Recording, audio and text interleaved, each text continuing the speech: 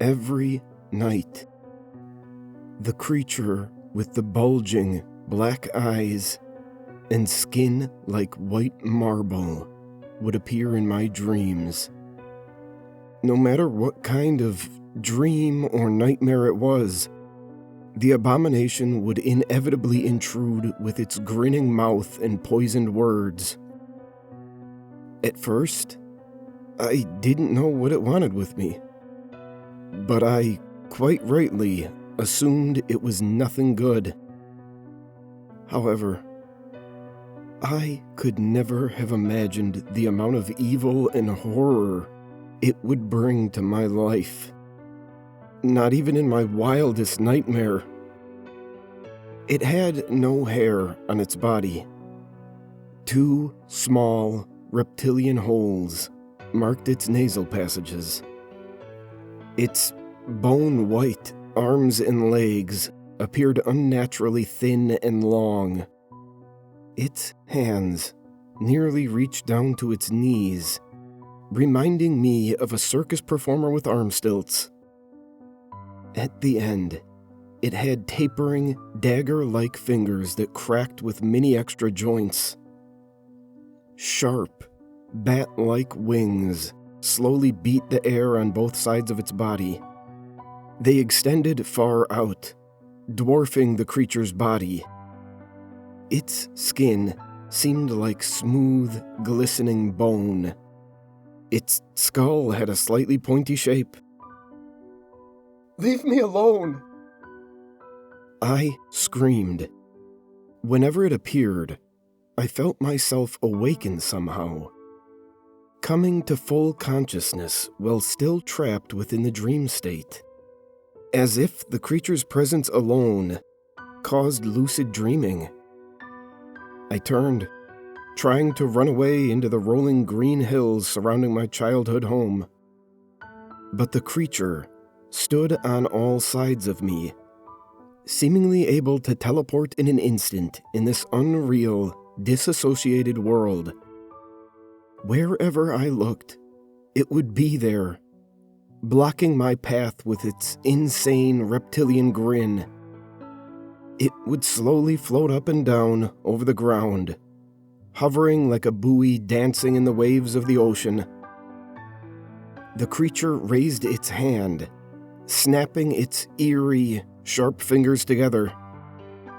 I heard the click of bones all around me, as if the snapping sound of its alien fingers was simultaneously being blared on thousands of hidden speakers. Instantly, everything changed.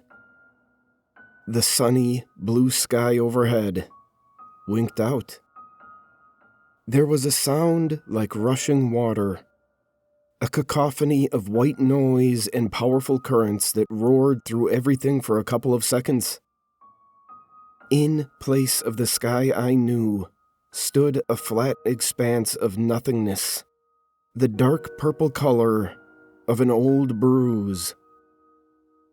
The rolling hills flickered like a mirage, becoming translucent and shadowy, then solid again. The colors began to suck out of them as the world faded into a ghostly negative. I found myself standing on an endless desert with fine grains of black sand that blew like specks of shadow towards the horizon. Mountainous dunes rose all around us, piling up in great, scintillating heaps. "We have returned," the creature hissed, revealing pulsating fangs beneath a smile of pure bloodlust and sadism. It had teeth like those of a rattlesnake. As its grin widened, dozens of sharp, curving fangs lowered out of its mouth like hypodermic needles on hinges. Clear venom dripped from their hollow ends, dribbling down its lipless, chalky mouth. We have returned to the wastelands, as all beings will in the end. I am from the Alpha, formed perfectly with God himself. I am a true angel. Have you done what I wanted, son of Adam? No! I screamed, thinking back to its demands from the previous night. It wanted me to let it in. The whipping desert wind seemed to suck the words out of my mouth, flinging them across the black sands of this dead world. I will never do what you want. My defiance shriveled up like a slug under the sun as the creature flew forwards in a blur. Its black eyes stood only inches from my face, lidless and alien.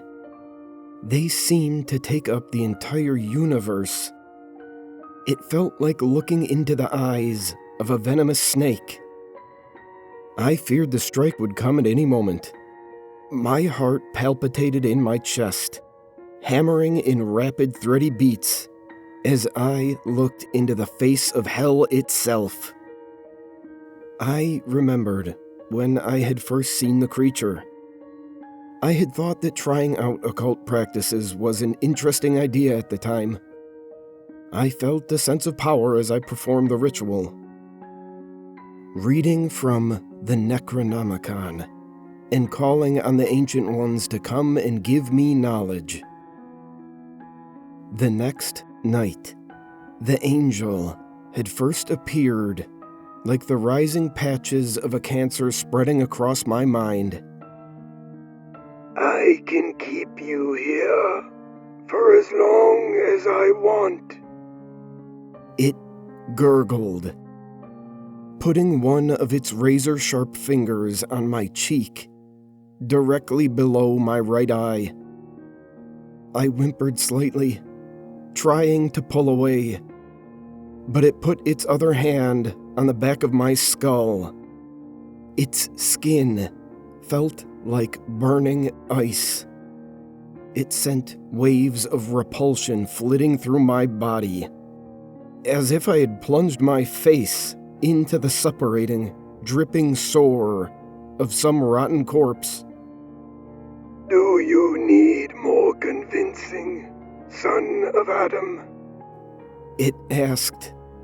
I remembered the last time the creature had tortured me in my dreams.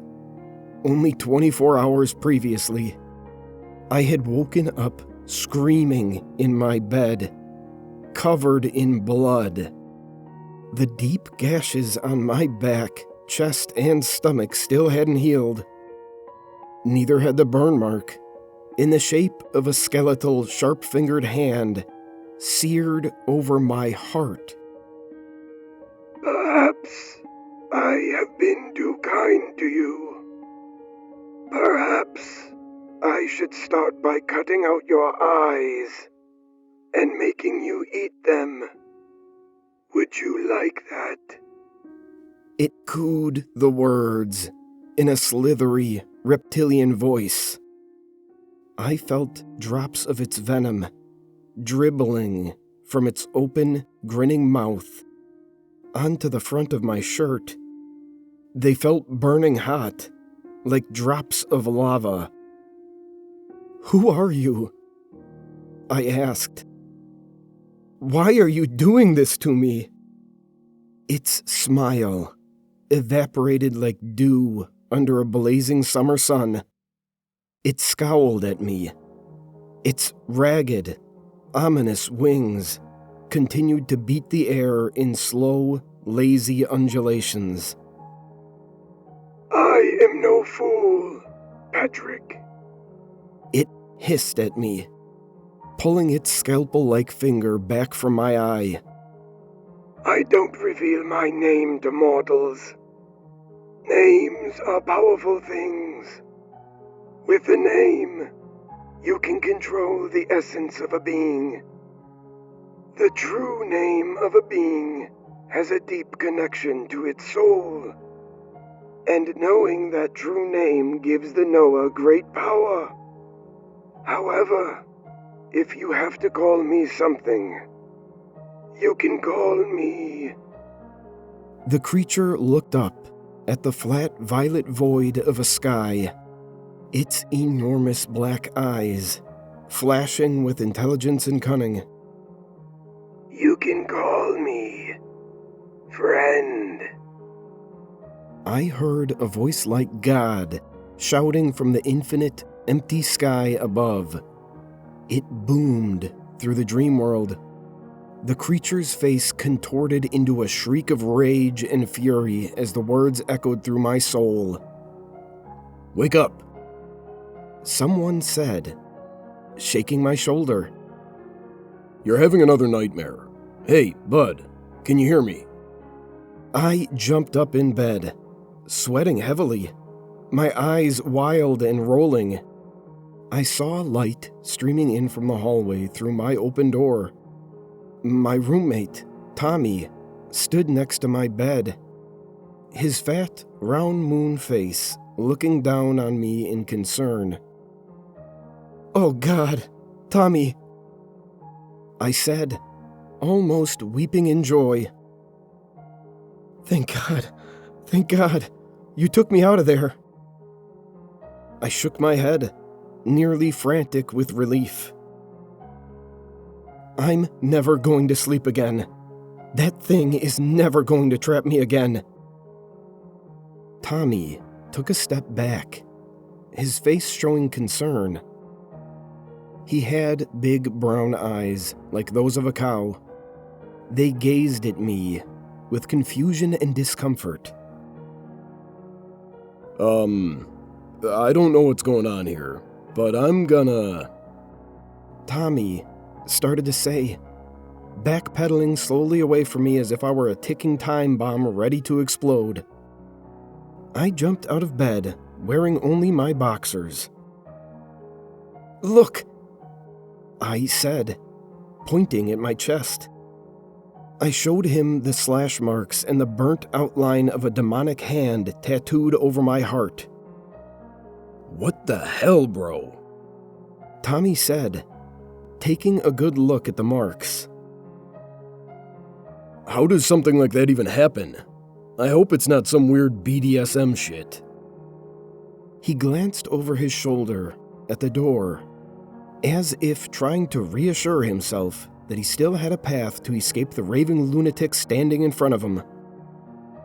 "I'm not crazy, Tommy," I screamed in a lunatic voice. "This happened last night. I was having a dream. A nice dream. I saw my grandmother again. She was cooking breakfast, and I was sitting at the table at her house. Just a happy, innocent child waiting for his French toast. My grandmother has been dead for over 10 years, so it felt real nice to see her again. Real nice." I blinked fast, trying to clear the tears that threatened to rush out. I was so happy until she turned around with the plate, and I saw it wasn't my grandmother at all, and it wasn't French toast anymore either. It was that thing. The thing with the lidless black eyes and chalk-white skin. It calls itself an angel. It says its name is Friend, but it looks like something dreamed up in the pits of hell. Its wings are pointed and black, like those of a bat. They're enormous, looming over both sides of its body. Necrotic, rotten holes are eaten into their dark flesh, and when it comes near, I can smell it, even in my dreams. The creature reeks like fresh leather and old skin. The odor of the angel seemed to hover all around me in the room, mixing with the scent of old cigarette smoke and cologne. The room began to close in around me then, the walls moving in as if they were on rollers. I continued, feeling a building pressure in my chest. I needed to get it all out to someone. Tommy just continued to stand there stupidly, his mouth agape, his fat body as still as a statue's. As the creature walked towards me, the room shrunk. Soon it felt like my grandma's kitchen was only the size of a coffin just large enough to fit me and the monster inside. I brought you breakfast, my sweetie. It gurgled, still wearing my grandma's clothes. It put out a bowl of stew in front of me. I looked down, seeing a bright crimson broth with carrots, celery, and potatoes floating in it. Mixed in with the vegetables, I saw dismembered human fingers and eyeballs. One of the swollen, cooked eyes spun in the fluid, flopping like a fish until it looked straight up at me. The filmy blue iris gleaming in the bloody stew. Eat it. Eat it all so you can become a big boy. The creature cooed as I gazed down in disbelief at the bowl of horrors. It grinned, showing off fangs that flicked out like switchblades. It reminded me of a rattlesnake, how the fangs swung out. Look, bud, this is all really interesting and everything, Tommy said, starting to take slow, tentative steps towards the door. but I don't think it has anything to do with me. I only came in here because you were screaming in your sleep and woke me up. Whatever's going on with you is your business. If you're cutting yourself in your sleep, though, you should probably talk to, like, a doctor or someone. I don't know. But I do have work in the morning, so... He turned away quickly and walked out the door, slowly pulling it closed behind him. As he left, I saw a single brown eye peering in, wide and glistening with concern, as if he were a spectator, looking into the prison cell of an unstable murderer. I sat up in the kitchen that night, drinking cup after cup of coffee. I was not working at the time. I had recently made quite a sizable profit trading stock options, and I was just relaxing and working on some novels I hoped to publish. Maybe I should get some drugs, I thought to myself. Amphetamine pills like Adderall or Dexedrine seemed like a good idea at first glance. They would certainly keep sleep away for a long time, maybe even 9 or 10 days at a time. Hell, they worked well enough for the Blitzkrieg. But I knew that they also caused psychotic breakdowns and paranoid hallucinations. I feared that in those shattered pieces of reality, the monstrous creature who called itself an angel would come pouring into my waking life. I quickly dismissed the idea of powerful stimulants. I knew there were various legal stimulants based on alterations to coffee that one could purchase online, such as theocrine or methylibrine. But, like caffeine themselves, these had the drawbacks of being somewhat weak as well as rapidly building up a tolerance with excessive use. They might help keep sleep away for a couple of days, but they would quickly become useless with extended sleep deprivation. Shit, I said, taking another sip of coffee as the sun started to peek above the hills outside. Red streaks, like rivers of blood, covered the shadowy clouds. I didn't know it at the time, but I was seeing the beginning of what would become the worst day of my entire life. I went into the bathroom as the sun rose outside, yawning, my eyes tearing. I hadn't slept well for the last week, ever since I had first glimpsed that nightmarish figure's face in my dream. like a rapidly growing tumor. It had taken over more and more of my life with every passing encounter. I looked in the mirror, expecting to see myself, a pale, thin man with dark bags under his eyes. But I saw Friend looming there instead. It stood exactly where I did, reflecting my every movement. Friend's skeletal, bony face contorted into human expressions of shock and fear. Then it abruptly broke off the charade, grinning at me, unhinging its jaw like a snake. I backed up suddenly, but its head ratcheted towards me in a blur, as if its neck had gears and wheels instead of muscle. It raised its arms and reached through the mirror, wrapping its arms around my chest and pulling me forward. I screamed and thrashed against the abomination, fighting it as it drove its rattlesnake fangs into my neck. I felt a burning explosion of pain radiating out through my body. Everything felt cold, and then I felt myself spinning backwards as if out of a tunnel. Friend crawled out, pushing its skeletal hand against the burnt mark on my chest. Then it vanished, shimmering out of existence like an evaporating mirage.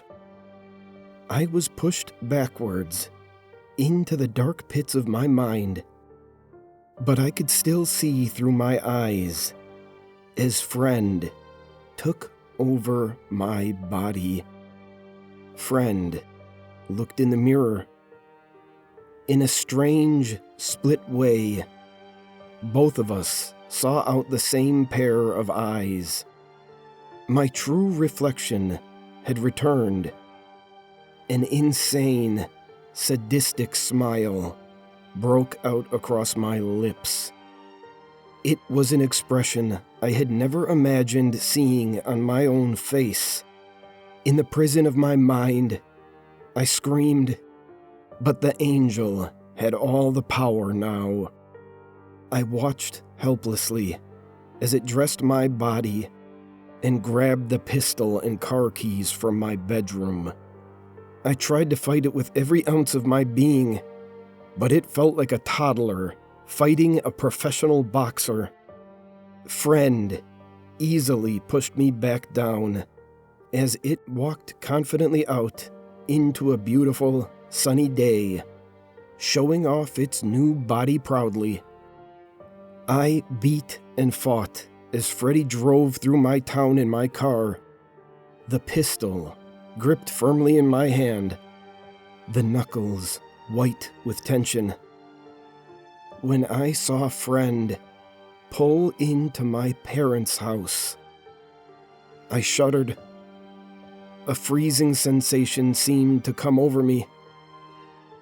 I had to watch as Friend went through, murdering every person I knew and loved over the course of the next 12 hours. I still remember the gaping bullet holes in their foreheads, the shocked and confused expressions frozen forever on their pale, dead faces. By the time the day had ended, I had seen over a dozen of my closest friends and family murdered in horrible ways.